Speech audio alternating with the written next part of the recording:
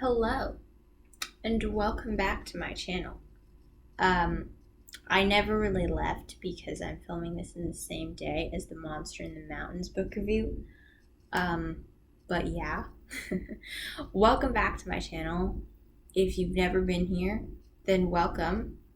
Glad you're here. Appreciate you. I'm Ariella. I also run a blog called Ariella on the Go, and I think by the time this review is up, my book review will also be up. Actually, no, that's how it works. So by the time you watch this, my book review on my blog, arielonthego.com, will be up. My copy of Phantom of Fire, the last book in the Dylan Maples Adventure series, was kindly given to me for free by Digitally Lit and Nimbus Publishing. So, thank you. So this is book 5, and it's crazy because I'm done the series now.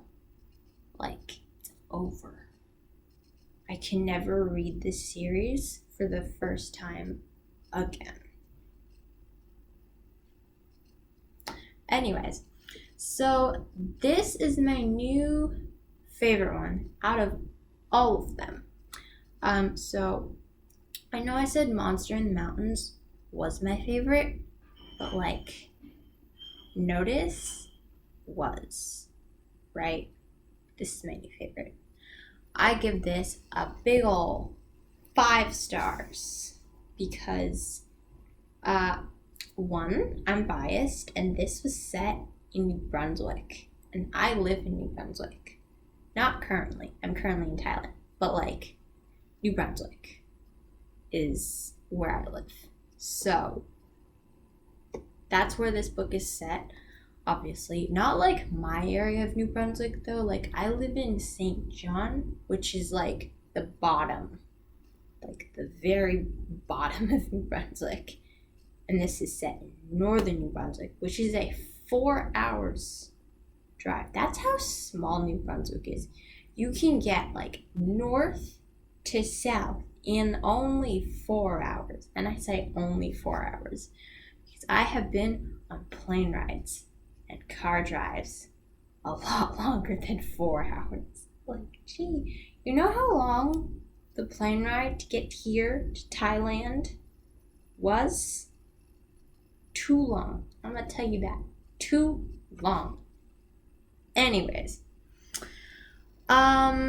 so I like this because, see, it's titled Phantom of Fire. Anything that has to do with ghosts and fire, I like. That is a like for me. Also with Monster in the Mountains. Anything to do with monsters and mountains and monsters in the mountains, I like. So, these are my 2 favorite books in this series. Love. Anyway, so this is set in northern New Brunswick, as I said, so more like the Campbellton, Bathurst, Dalhousie area, if you're familiar with the landscape of New Brunswick. So you also probably know, if you've ever been there, that there are a lot of Acadians living there. So Dylan, my Toronto boy, gets familiarized with Acadians, their customs, and their culture, because they have a completely separate culture. It's really cool. So Dylan and his parents go to New Brunswick for a vacation thing. I think Dylan's homeschooled, which I just realized in the last book, because he wasn't going to school, or maybe they pulled him out of school for the vacation or something. Did they? I don't know. I can't remember. I really can't remember anything. It's great giving book reviews and I can't remember the contents of the book. I mean, I remember the main plot points, the little things that slip through the cracks, they slip through the cracks of my brain. Yeah. So they go to New Brunswick for a vacation, and Dylan is all like mopey and like depressed. But that is understandable because like his best friend actually died. So yeah, that's understandable. You know, he got into a car crash somehow and you know, he died. So Dylan is really angry, really like upset, and you know, like in denial and stuff.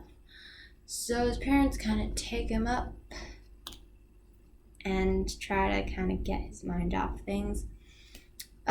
So then he meets a girl, and like a really cool girl. Her name is Antoine.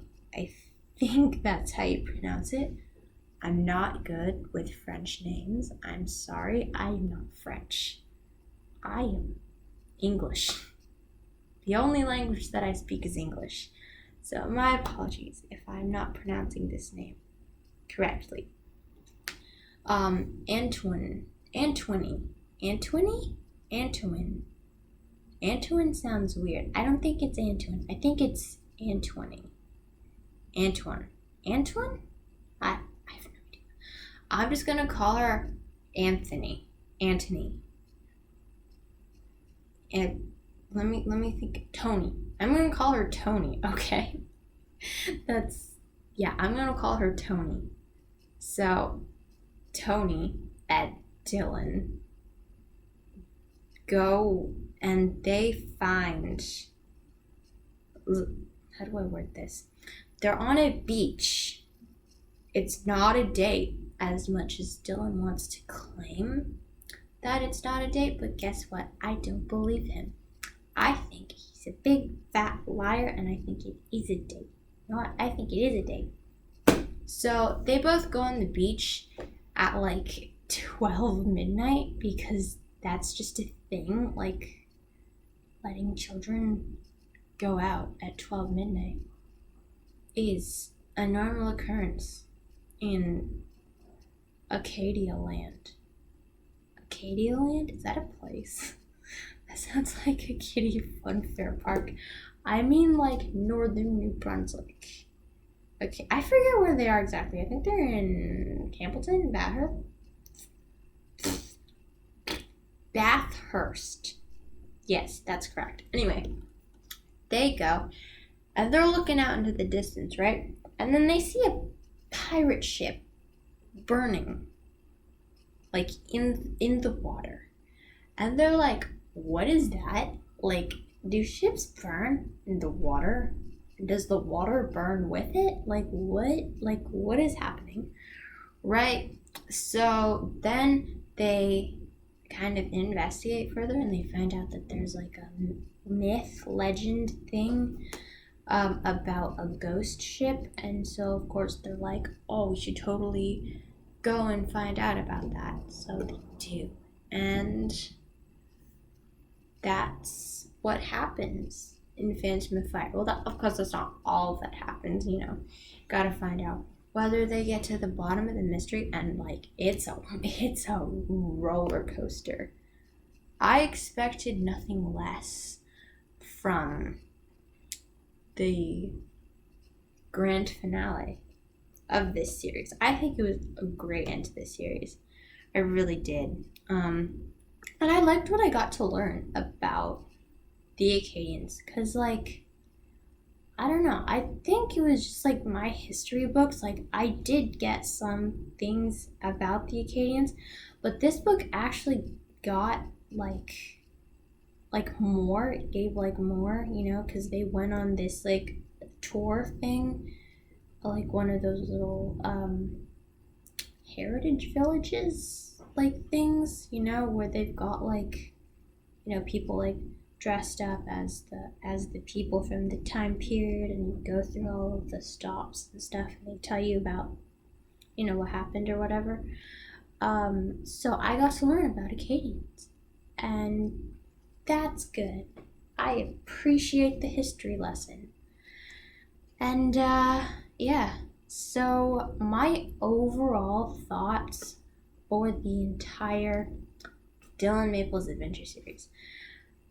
Um, so I know that I've been saying that, I've been loving these books, and I have really been enjoying reading them.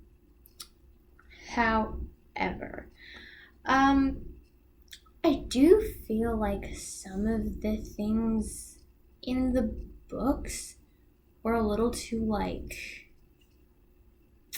um political at times, and just really like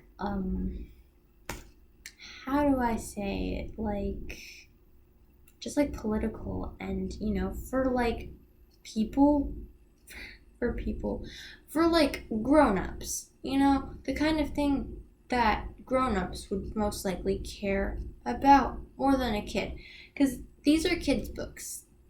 These are for 8 to 12 year olds. That is the targeted age range. Right? I do realize that these books were written a while ago. I think the first book was written back in 1999. So, I guess, yeah, I'm in the age range ish, right?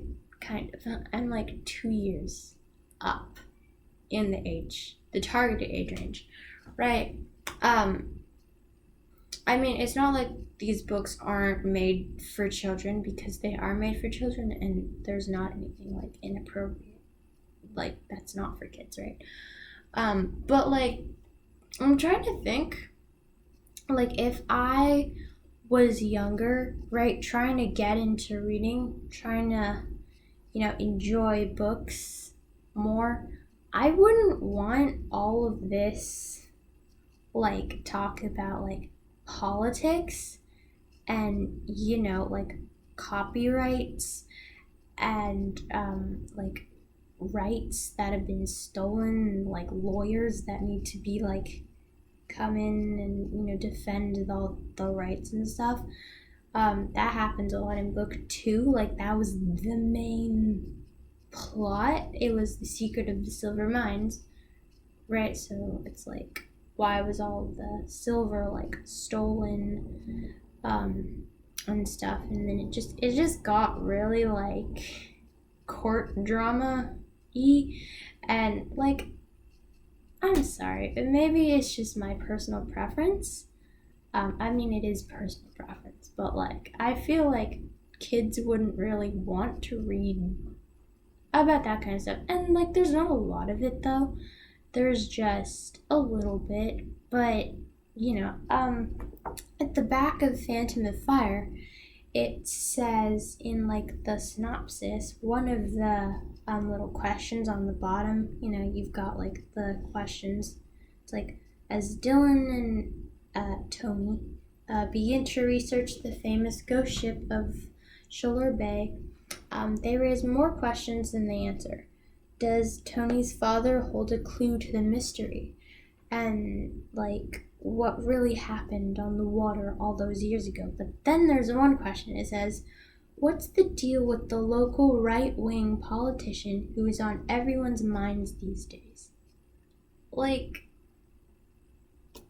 you put it like that, you could have just put what's the deal with the politician guy who's running for mayor or something, or what's the deal with the mayor dude or whatever, right? But no, when you say local right-wing politician, you've lost me just by reading those words. I'm 14, right? I just learned the difference between the left and the right, and what each one stands for, because I have just now started to care about that enough to realize what they mean. And if I was a couple years younger, I don't think I would have cared. I really don't get why. that would like come up. And yeah, that's like my only thing. That's like my ick with this series. But yeah, that's anyway. I'm gonna move on now to what else to my other overall thoughts. Yeah, I would honestly give the entire Dylan Maples Adventure series like 3.5 stars. Um, yeah, I know. It's like in my past book reviews, right?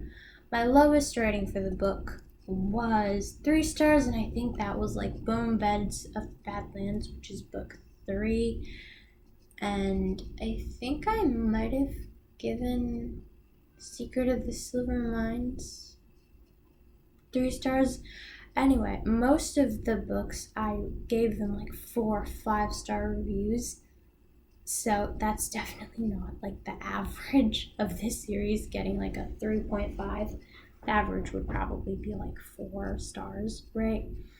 But no, I've had more time to like kind of think it over, right? Because I wanted to just like read the book, review it, get it done with like, oh yeah, no, I'll just give it 4 stars, right? But no, I've kind of gotten time to reflect on my actions. No, but like, you know what I mean. So I would give it like 3 stars. Giving it 4 stars would mean that it is above average, slightly above average. But honestly, I don't think it's above average per se. Like, it's not like the bare minimum, but it's average. It's slightly, very slightly above average, which is why I give it 3.5. Being generous, you guys, like 0.5. But yeah, I did enjoy this series. Like, it wasn't a bad series to read. But it could have been better. It really could have been better. I felt like the stakes weren't high enough. Just sometimes, like, I don't know. Just like if you have to sacrifice, like, having a good and exciting story, like if you have to sacrifice some action and mystery and suspense just for the sake of it all being believable. And I know I said that it being believable is one of the things that I like about the series. Like, if you gotta sacrifice some of the action and all the cool stuff for it to be believable, then maybe don't do that. Like, maybe I want to read about a world where, ghosts exist and, burning ships really are a thing, right? Because I want to read that. That's kind of what I thought I was getting into with this series. Like, I thought it was going to be, like an adventure. I guess when you turn it supernatural and start discussing, like, ghosts and, monsters, and, like, dinosaurs, people kind of, like, expect that it would be slightly supernatural, kind of like that. But then it just wasn't. And, kind of disappointing, not gonna lie. Yeah. So, bet you didn't expect those to be my final thoughts for the series. I didn't either. I fully thought I was gonna give this series like a 4.5 stars, but it's actually like 3 stars. So, yeah, I did enjoy the series. And like, I would recommend it to people. Like, I wouldn't not recommend it. However, like, I don't know. Kids' attention spans are just really short these days. So that is a good thing with how short they are, I guess. But I don't know. Maybe just the writing style is kind of might not be good. I don't know. Yeah, I think that's all I really have to say. I kind of left out a few things, but those will all be on my book review on my blog, arielaonthego.com. So you can go check that out. Bye bye.